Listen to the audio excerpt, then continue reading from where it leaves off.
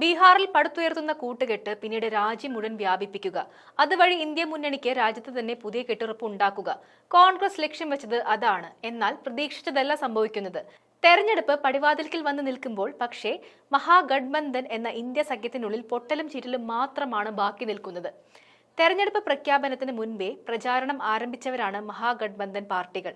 Vote ചോരിക്ക് പിന്നാലെ രാഹുൽ ഗാന്ധി ബീഹാറിൽ നടത്തിയ യാത്രയിലടക്കം സഖ്യ നേതാക്കൾ ഒരു കൈ ഒരു മെയ് എന്ന പോലെയാണ് പ്രവർത്തിച്ചത്. എന്നാൽ യഥാർത്ഥത്തോടടുത്തപ്പോൾ മുന്നണിക്കുള്ളിലെ പൊട്ടിത്തെറികൾ പരസ്യമാക്കിയുള്ള നീക്കമാണ് ജാർഖണ്ഡ് മുക്തി മോർച്ച എന്ന JMM നടത്തുന്നത്. കഴിഞ്ഞ ബീഹാർ നിയമസഭാ തെരഞ്ഞെടുപ്പിൽ ചില മണ്ഡലങ്ങളിൽ മികച്ച പ്രകടനം കാഴ്ചവെച്ച പാർട്ടിയാണ് JMM. ബീഹാറിൽ വേണ്ടത്ര അടിത്തറയില്ലാതിരുന്നിട്ട് പോലും 2020 നിയമസഭാ തെരഞ്ഞെടുപ്പിൽ ഒറ്റയ്ക്ക് മത്സരിച്ച JMM 9.3% വോട്ടുകൾ നേടിയിരുന്നു. കഴിഞ്ഞ ബീഹാർ നിയമസഭാ തെരഞ്ഞെടുപ്പിൽ 5 സീറ്റുകളിലാണ് JMM മത്സരിച്ചത്.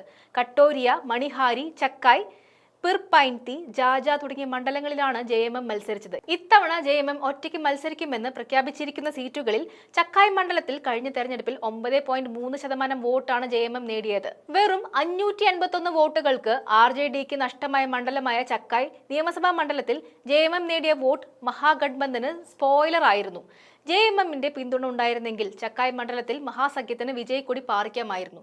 JMMന്റെ സ്ഥാനാർത്ഥി എലിസബത്ത് സോറൻ 16,985 വോട്ടുകളാണ് നേടിയത്. 2025ലും ചക്കായ് മണ്ഡലത്തിൽ JMM മുൻവർഷങ്ങളിലെ പ്രകടനം കാഴ്ചവെക്കുകയാണെങ്കിൽ RJDക്ക് വീണ്ടും തിരിച്ചടി ഉണ്ടായേക്കാൻ സാധ്യതയുണ്ട് എന്നാണ് വിലയിരുത്തലുകൾ വരുന്നത്. ഇവിടെ സമവായത്തിൽ എത്താൻ സാധിക്കാത്തത് ഇന്ത്യ സഖ്യത്തിന് വലിയ തിരിച്ചടിയാണ് സമ്മാനിക്കുന്നത്. ഇതിന് പുറമെ മഹാഗഡ്ബന്ധനിൽ നിന്നും JMM പിന്മാറുകയാണെന്ന റിപ്പോർട്ടുകൾ പുറത്തു വരുന്നുണ്ട്. ആദ്യഘട്ട പത്രിക സമർപ്പിക്കാനുള്ള അവസാന തീയതി പിന്നിട്ടിട്ടും പല മണ്ഡലങ്ങളിലും സീറ്റ് വിഭജനം പൂർത്തിയായില്ല എന്നത് മാത്രമല്ല, മുന്നണിയിലെ പാർട്ടികൾ പരസ്പരം മത്സരിക്കുന്ന സ്ഥിതിവിശേഷവും ഉയർന്നു വന്നിരിക്കുകയാണ്. സീറ്റ് വിഭജനം പൂർത്തിയായി എന്ന് പല RJD നേതാക്കളും അവകാശപ്പെടുന്നുണ്ടെങ്കിലും പല സീറ്റുകളിലും ഇപ്പോഴും ആശയക്കുഴപ്പം നിലനിൽക്കുകയാണ്. RJD കോൺഗ്രസ് പാർട്ടികൾ പരസ്പരം മത്സരമുഖത്തുള്ള മണ്ഡലങ്ങളും ബീഹാറിൽ നിരവധിയാണ്. മുന്നണിയിലെ മറ്റു പാർട്ടികളായ CPI-ML, വികാസ് ഇൻഷീൽ പാർട്ടി തുടങ്ങിയവരും കടുത്ത അതൃപ്തിയിലാണെന്ന് കാണാൻ സാധിക്കും. ചക്കായ്, ദംദ, കട്ടോരി, മണിഹാരി, ജാമുയി, പിർപൈൻതി എന്നീ മണ്ഡലങ്ങളിൽ തങ്ങൾ മത്സരിക്കുമെന്ന് party general secretary Supriya Bhattacharya വ്യക്തമാക്കി കഴിഞ്ഞു. മാത്രമല്ല, അതൃപ്തി പരസ്യമായി തന്നെ അദ്ദേഹം പ്രകടിപ്പിക്കുകയും ചെയ്തു. സീറ്റ് ആവശ്യത്തിൽ ഇന്ത്യ സഖ്യത്തിലെ എല്ലാ പാർട്ടികളും തങ്ങളോട് നിരന്തര അവഗണനയാണ് കാണിച്ചതെന്നും 2009 ജാർഖണ്ഡ് തെരഞ്ഞെടുപ്പിൽ RJDക്ക് തങ്ങൾ 7 സീറ്റ് നൽകിയെന്നും ഛത്ര മണ്ഡലത്തിലെ MLAയെ മന്ത്രിയാക്കിയെന്നും സുപ്രിയ ഭട്ടാചാര്യ ചൂണ്ടിക്കാണിച്ചു. 2024ലും തങ്ങൾ RJDക്ക് സീറ്റുകൾ നൽകിയെന്നും ഒരു MLAയെ മന്ത്രിയാക്കിയെന്നും സുപ്രിയ ഭട്ടാചാര്യ പറഞ്ഞു.